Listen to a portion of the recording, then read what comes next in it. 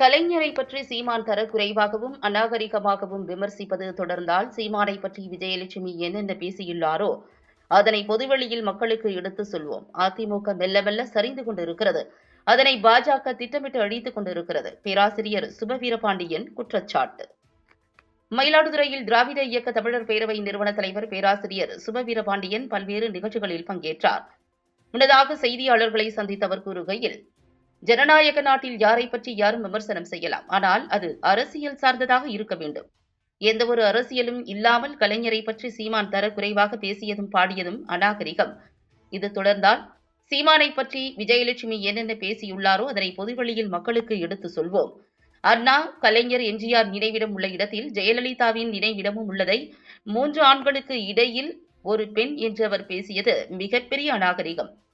ஜெயலலிதாவை பற்றி இவ்வாறு பேசிவிட்டு எடப்பாடி பழனிசாமியையும் தரக்குறைவாக விமர்சித்துவிட்டு இடைத்தேர்தலில் அதிமுகவின் வாக்குகளை அவர் கேட்கிறார். தரக்குறைவான அரசியலை தமிழகத்தில் அரங்கேற்றிக் கொண்டிருக்கும் சீமானை கண்டிக்கிறோம். இடைத்தேர்தலில் 13 தொகுதிகளுக்கு நடைபெற்ற தேர்தலில் 2 இடங்களில் மட்டுமே பாஜக வென்றுள்ளது. தமிழகத்தில் விக்கிரவாண்டியில் திமுக வென்றதை இடைத்தேர்தலில் ஆளும் கட்சிதான் ஜெயிக்கும் என்கிறார்கள். ஆனால் பாஜக ஆளும் உத்தரகாண்டில் 3இல் 2 தொகுதிகளில் காங்கிரஸ் வென்றுள்ளது. மோடி அரசியலுக்கான எதிர்நிலை கருத்து இந்தியா முழுவதும் வளர்ந்து கொண்டிருக்கிறது என்பதைத்தான் இந்த இடைத்தேர்தல் முடிவு காட்டுகிறது. ஆம்ஸ்ட்ராங் படுகொலையை மட்டும் வைத்து தமிழ்நாட்டில் சட்டம் ஒழுங்கு கெட்டுவிட்டது என்று குற்றம் சாட்டுவது ஆளும் கட்சி மீது வெறுப்பை வளர்ப்பதற்காகத்தான். விக்கிரவாண்டி இடைத்தேர்தலில் திமுக பணம் கொடுத்திருந்தால் அதை பற்றி தேர்தல் ஆணையத்தில் பாமக புகார் அளிக்கலாம். எல்லா தேர்தலிலும் இத்தகைய குற்றச்சாட்டுகள் வந்து கொண்டுதான் இருக்கிறது. அதிமுக தலைமைக்குள் பிரச்சனைகள் இருக்கிறதா என கேட்கிறீர்கள். ஆனால் அதிமுகவிற்கு தலைமை இருக்கிறதா என்றே கேள்வி இருக்கிறது. அதிமுக மெல்ல மெல்ல சரிந்து கொண்டிருக்கிறது. அதனை பாஜக திட்டமிட்டு அழித்துக் கொண்டிருக்கிறது. வெளியில் இருக்கும் நமக்கு தெரிகிறது, அது அதிமுகவிற்கு தெரியவில்லையா அல்லது தெரிந்தும் தெரியாதது போல் இருக்கிறார்களா என்பது தெரியவில்லை. அதிமுக தன்னை காப்பாற்றிக் கொள்வதற்கு கடைசி கட்டம் இது என்றார். அப்போது திமுக நகர செயலாளரும் நகராட்சி தலைவருமான செல்வராஜ், நகர்மன்ற உறுப்பினரும் மயிலாடுதுறை மாவட்ட அமைச்சூர் கபடி கழக தலைவருமான ரஜினி, திமுக நகர துணை செயலாளர் தெய்வா உள்ளிட்டோர் உடனிருந்தனர். அதாவது யார் ஒருவரும் ஜனநாயகத்தில் யாரை பற்றி வேண்டுமானாலும் எந்த கட்சியை பற்றி வேண்டுமானாலும் விமர்சனம் செய்யலாம், அது அவர்கள் உரிமை. ஆனால் அது அரசியல் சார்ந்ததாக இருக்க வேண்டும். எந்த அரசியலும் இல்லாமல் ஒரு தனிப்பெரும் தலைவரை அவதூறான சொற்களால், இழிவான சொற்களால் பேசுவது, பொது வெளிகளில் அப்படி பாடுவது என்பது அநாகரிகமானதும் அடாவடித்தனமானதுமாகும்.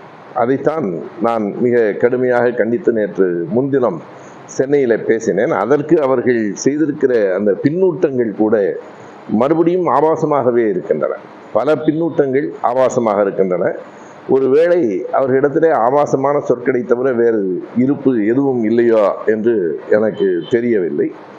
எனவே நாம் திரும்ப திரும்ப ஒன்றை சொல்லுகிறோம், நீங்கள் அரசியல் சார்ந்த விமர்சனத்தை முன்வைத்தால் அரசியல் சார்ந்த விடைகளை திமுக கழகத்தினுடைய தலைமை உங்களுக்கு தரும், திமுக கழகத்தினர் தருவார்கள். அப்படி இல்லாமல் கலைஞரை பற்றி இப்படி அவதூறாக கேட்டால் அங்கே பேசினார்கள், அதிமுக மேடையில் பேசினார்கள், எந்த மேடையில் எது பேசினாலும் எல்லா கழிசடைகளையும் எடுத்து நீங்கள் பேசுவீர்களா? உங்களை பற்றி 1000 பேர் 1000 சொல்லுகிறான், அதை எடுத்து நாங்கள் திரும்ப சொல்லலாமா?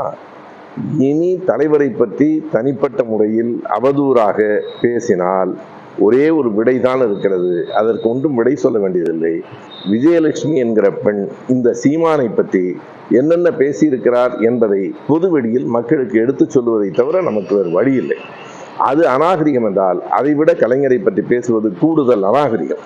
ஒட்டுமொத்தமாக அநாகரிகமாக பேசுவதை, தமிழ்நாட்டின் அரசியலை தரக்குறைவான அரசியலாக மாற்றுவதற்கு சீமான் ஒரு காரணமாக இருக்கிறார்.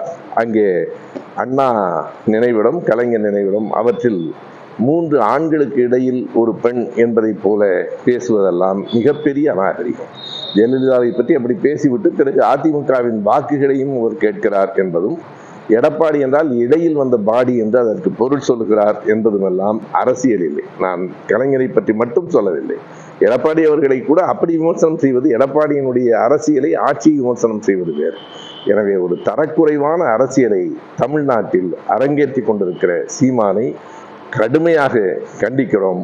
இனியும் தொடர்ந்து அவர் அதை செய்தால் தமிழ்நாடு முழுவதும் திமுக கழகத்தை சார்ந்தவர்கள் விஜயலட்சுமியின் உரைகளை வெட்ட வெடிகளில் ஒளிபரப்புவார்கள். அப்படியாவது அந்த ஆள் அடங்குகிறாரா என்று பார்க்கலாம்.